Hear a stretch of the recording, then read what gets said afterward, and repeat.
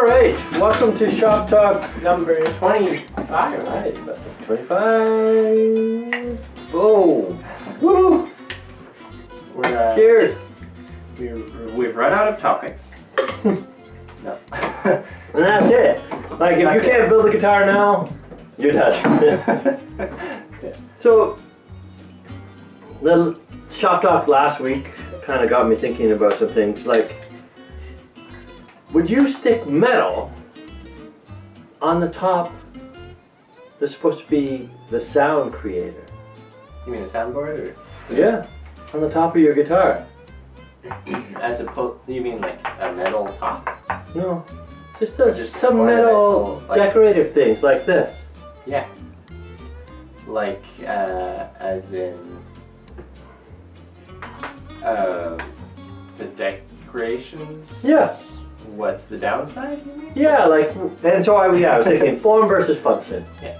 When do we decide the way it looks is more important than the function, or the drawback? The loss of some function, the any drawbacks that we might have. Yeah. So, you know, what balance do you have with that? Mm-hmm. When you design a guitar, Yeah. when you select woods, let's just start with wood selection. Yeah. How much of that is based on how good it's going to sound, and how much is it based on looks? Yeah, it's interesting because the market is more geared towards the looks, and the sound oftentimes the better sounding tops will have wider grain, or that's an example anyways. Yeah, well, that's a good one. Or a back and side set is quarter sawn and perfectly straight and kind of boring, you know? Right. So let's just dissect that a little bit. So you're saying the tighter grain looks better, or I would say or is more function? No, I would say it looks better. For people to who some are, people who are looking for that people, kind of thing. Yes, and most people I think would see that. They want a pure, tight top. Fairly, tight grain, even grain spacing. Yeah. Yeah, but it doesn't mean the top's better. As far as. Do you have science to show that it doesn't sound as good? Like, have you done tests on it? Personally, I haven't. Oh, okay. But I do know that I like tops that have wider grain. Okay. I've found that I have better sounding guitars with tops that have wider grain. And wider grain and not as heavy, so less. But you've done no tests.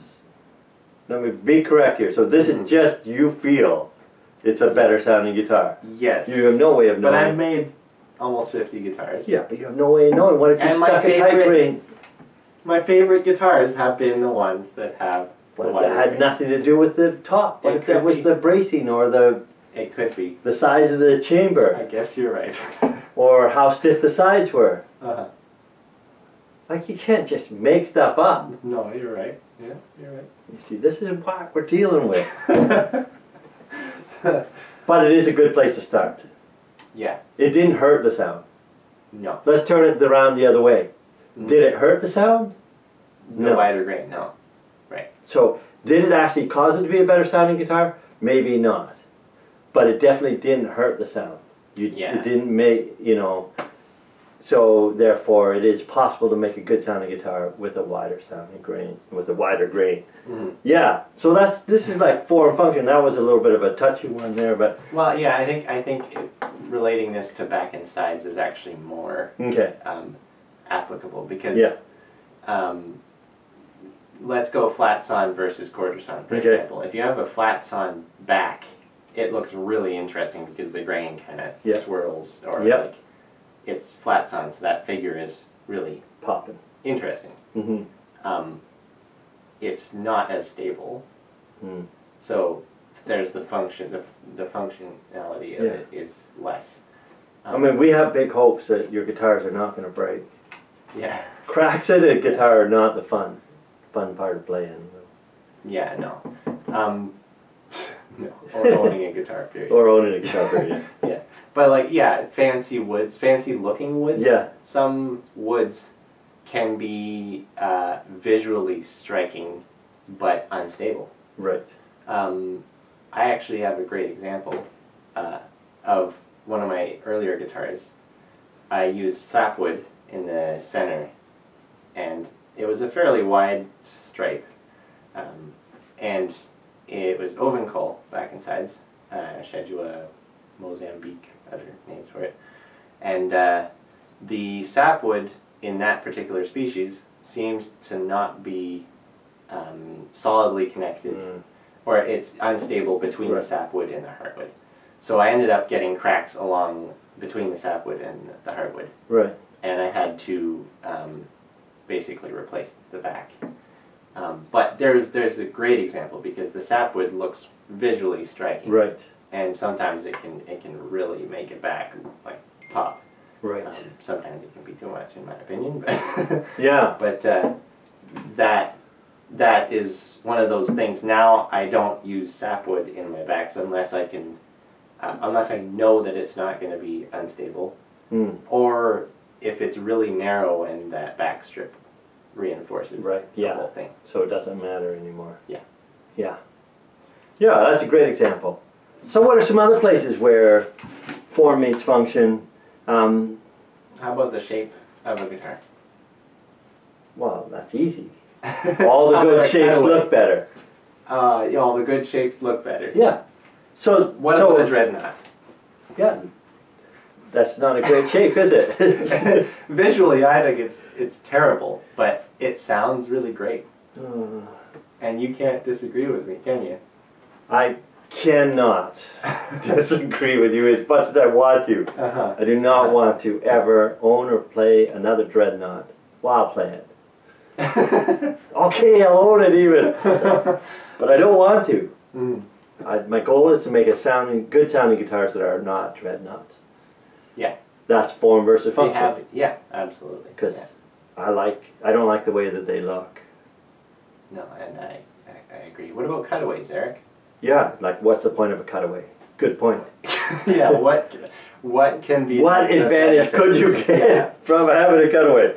Eric doesn't like cutaways. I do not like cutaways. Ugly. I think they do. Okay. Yeah. I think they can. Yeah. I think they do. I think all of them look ugly. The problem is there is a place for a cutaway as well. Yeah. So I'm going to have to draw up a cutaway. Oh, yeah. Yeah. I think it's just going to have to happen. I think there is some moments, but I'll tell you one that isn't worth it. Oh, boy. Okay, which one's this? Well, two of them, actually. Sound ports. Yeah, right. I mean, you're destroying your beautiful guitar. By putting a for what? Listening hole. Yeah, to benefit, like, the player can get a little more sound. I have played non-sound ported guitars my whole life and never once complained about that. And I disagree. In fact, my favorite guitars of yours have always been the ones without the ports. Sound ports. Two of them, yeah. Yeah. No. The redwood.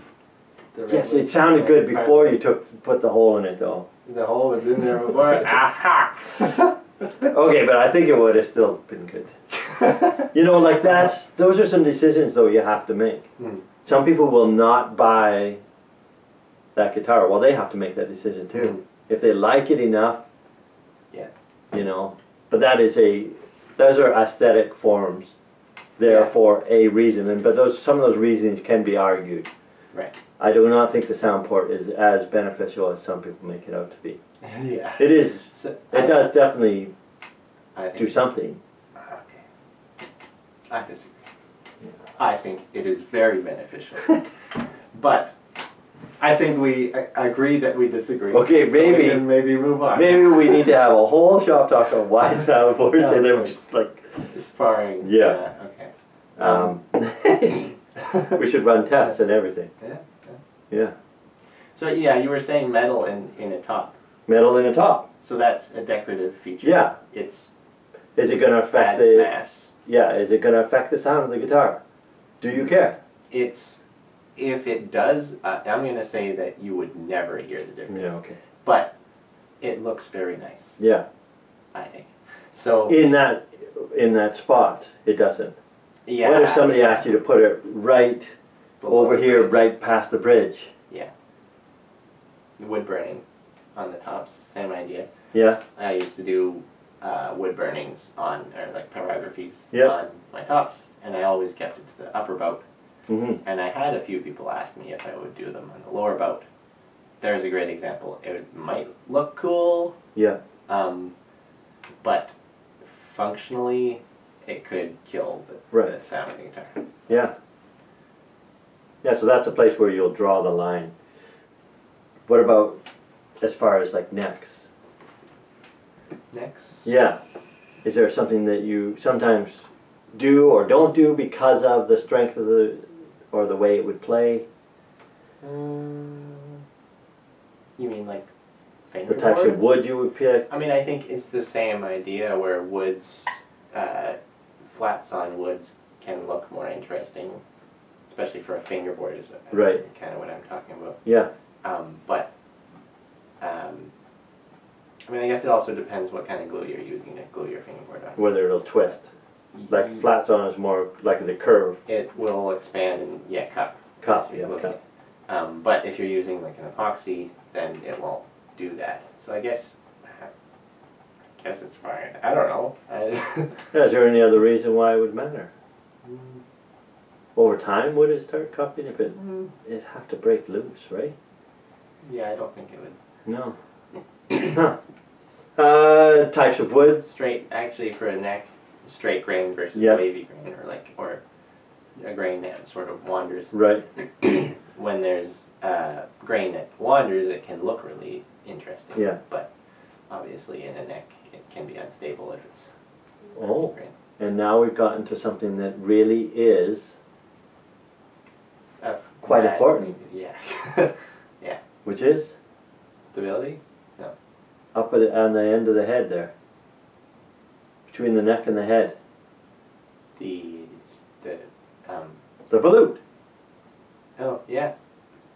Yeah. There's both form and function. Yeah. It looks cool. Yeah. But some people don't want it. Yeah.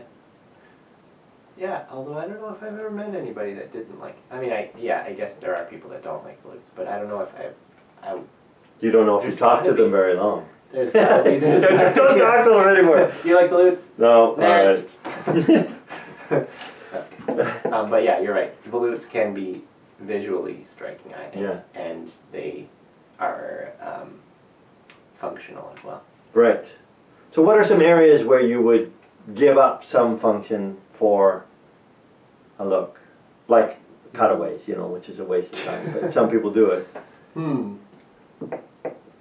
Where I would give? Like wood choices or, shapes. Well, I could say on the inside of my tops, I think bracing looks really nice when it's all one color. But I choose to use different kinds of woods, which makes it look very different. Yeah, I have 1, 2, 3, 4, 5 species of wood on there. Right. As bracing. And you think that would look better if it was just all one species? Well, yeah, I think so. Or 2 at the most. Although it does look kind of cool. If you kept it to 2, it would be cool. Yeah. It's that third one that just pushes it over the edge. I mean, just never look at his tops underneath. It's just disaster. Yeah. What else? But yeah. What are some places where people form versus function? Well.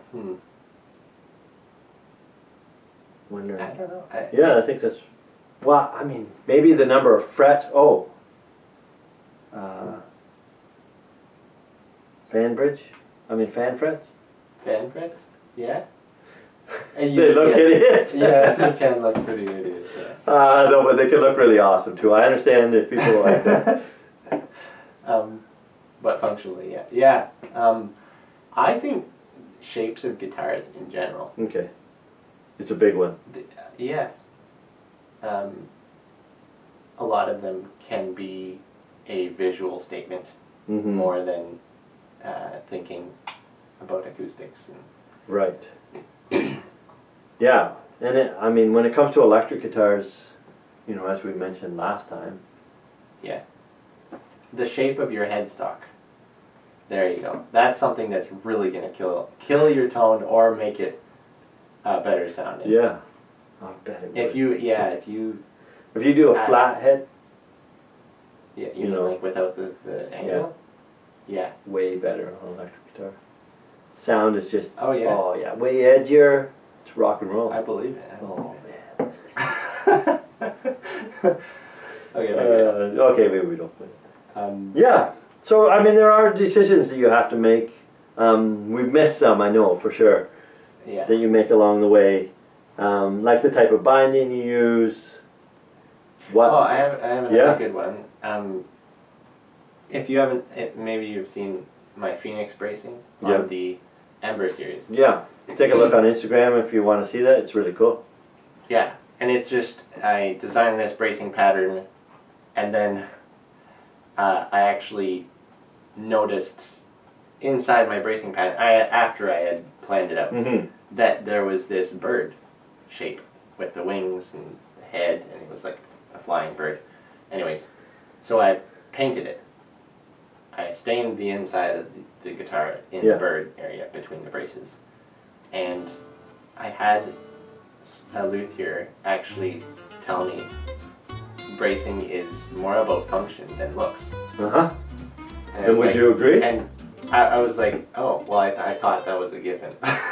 You know? But would you agree? I would definitely Of course, that's agree. why you think it's a given. So, but are there people who are doing it more because of looks than function? Maybe. I don't think so. I wouldn't think so, but apparently somebody thought that somebody might do it. Yeah. I mean, it is not so far off of what people do. Yeah. To be totally crazy. Yeah. And that is where we end it. Thanks for watching. We'll see you next week. Yeah.